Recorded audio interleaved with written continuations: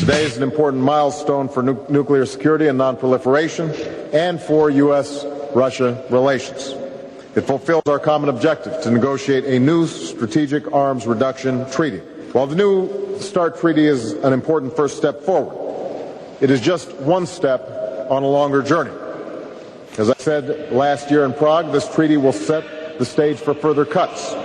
And going forward, we hope to pursue discussions with Russia on reducing both our strategic and tactical weapons, including non-deployed weapons.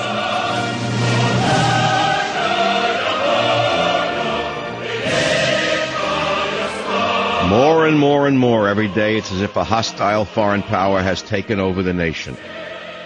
This is the savage nation. This is one man's opinion. I sit here in amazement. I watch this man taking apart America, one brick at a time, destroying everything that was built up before this man was even born. He is destroying as though he's some sort of God. And I say to myself each day as I watch this can't be going on. After all, there's a press, isn't there? No. After all, there's a Republican Party, isn't there? And they're going to debate this destruction of our military. No. Well, then there's the military itself. Why, the brave men in all those big uniforms, they're not going to let this happen. Why, the defense secretary and the generals and the admirals and the Air Force, they wouldn't let this man do this to us. I say to myself, but he's doing it. Obama the destroyer, like a destructive child who takes apart a watch and then can't put it back together again. And then he goes on to take apart another watch, and he can't put it back together again. And then he takes apart another watch and looks up with big goofy smile and says, oh, look, I took another watch apart, and then he does it again. He's taken apart the car in the street, places it under federal control, 30-year-old morons from Harvard. He dismantles the best healthcare system in the world, replacing it with socialized medicine. Nobody knows what's in it. Nobody knows how to run it. Nobody knows how to pay for it, like a watch that he took apart. And today he signs a treaty with Russia saying he's going to take apart our nuclear arsenal. This treaty is the work of the mentally disordered left, and it will mean a 30% reduction in our nuclear arsenal and also a steep reduction in our submarine fleet and our strategic bombers. That's on top of the fact that Obama has already slashed the defense budget and stopped a comprehensive missile defense system for our allies in Europe. Now, in the name of diplomacy, Obama, the destroyer, wants to destroy our nuclear capability just when Iran and North Korea are building their own. Obama claims this treaty will coax Iran into discontinuing its nuclear program. That's totally nuts. The Hitler of Iran wants these weapons to intimidate the United States and destroy Israel. This meaningless piece of paper will not stop the Hitler of Iran. And what about our friends in Russia? Anyone who thinks they'll keep their word is nuts. Russia has a long history of reneging on agreements, including nuclear agreements. It's impossible to verify how many they've destroyed, and they've already said that they can pull out of the agreement at any time, but Obama signed it anyway. Furthermore, both Russia and China are in the process of modernizing their nukes. Most of Russia's nuclear arsenal is aging and outdated. Do you understand that? And they have to spend a fortune to update their nuclear arsenal. And if we continued as we are and didn't agree to take our nukes apart, Russia would fade as a nuclear power. This agreement actually helps Russia because now they don't have to upgrade their missiles. We're going to reduce our capability to equal theirs. How much of our own arsenal is outdated? Obama doesn't know, and he isn't saying. Obama did say today that the spread of nuclear weapons to more states is an unacceptable risk to global security. And yet this insane treaty increases that risk. Obama said today also that while the treaty was a good first step forward, it's the first in a long way forward. The first only. The first step. He said it will set the stage for further cuts. Further cuts? Obama doesn't just want to reduce our arsenal. He wants to eliminate it completely. He has said so. He is our destroyer in chief.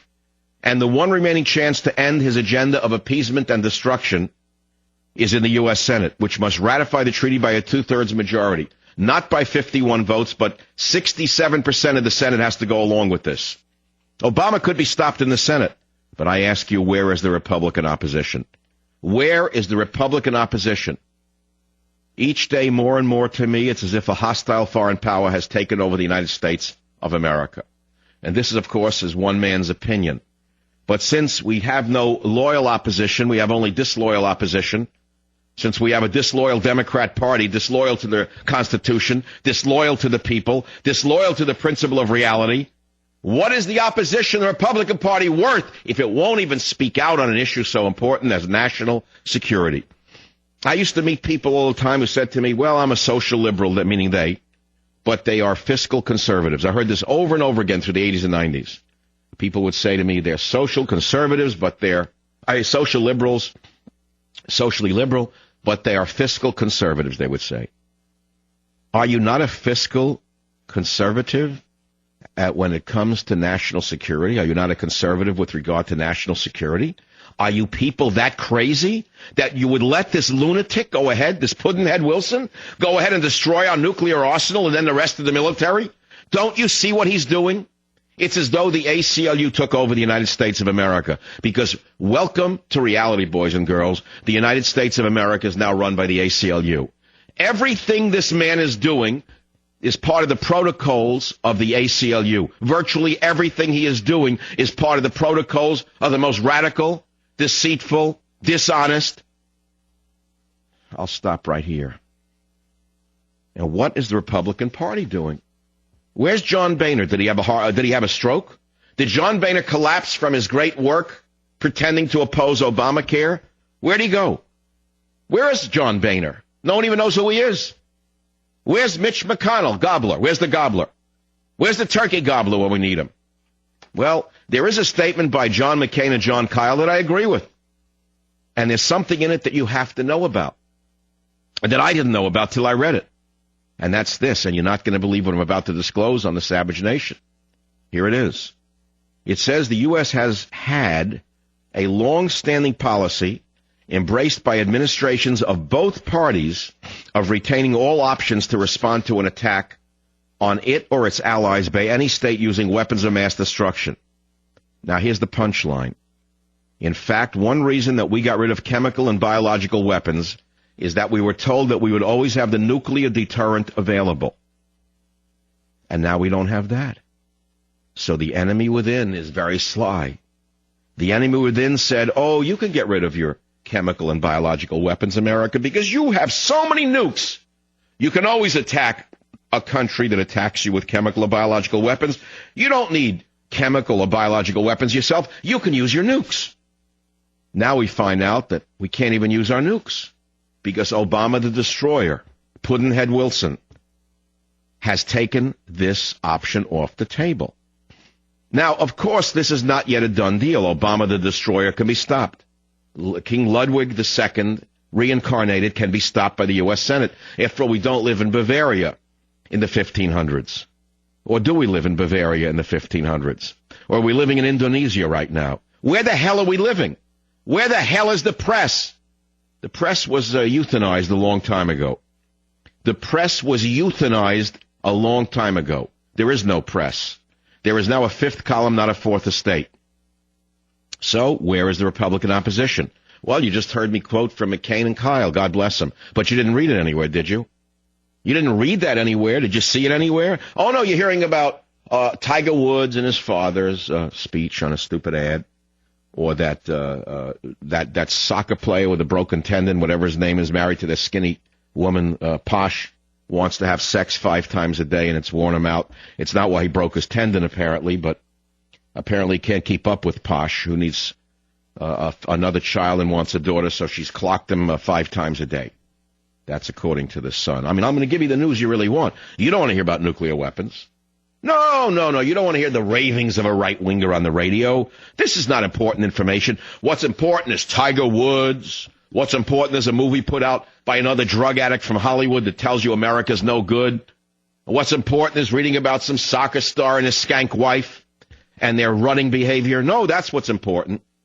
You don't want to hear about Obama the Destroyer or about Obama demilitarizing the United States, including subs, nukes, and planes, unless this lunatic is stopped by the U.S. Senate. You know, I've seen a lot of people get worked up over the health care story. which was important, still is important. Are you going to get as worked up over national insecurity now that Pudd'nhead Wilson has said, like the lunatic he is, that we're going to take it all down, man? Bring it all down, girls. You know who Pudd'nhead Wilson is? Have you ever read Pudd'nhead Wilson in Mark Twain's novel? Well, I'll take you back to Dawson's Landing, and I'll read you from Pudd'nhead Wilson, who has now become Pudd'nhead Obama when I return here on the Savage Nation. Savage.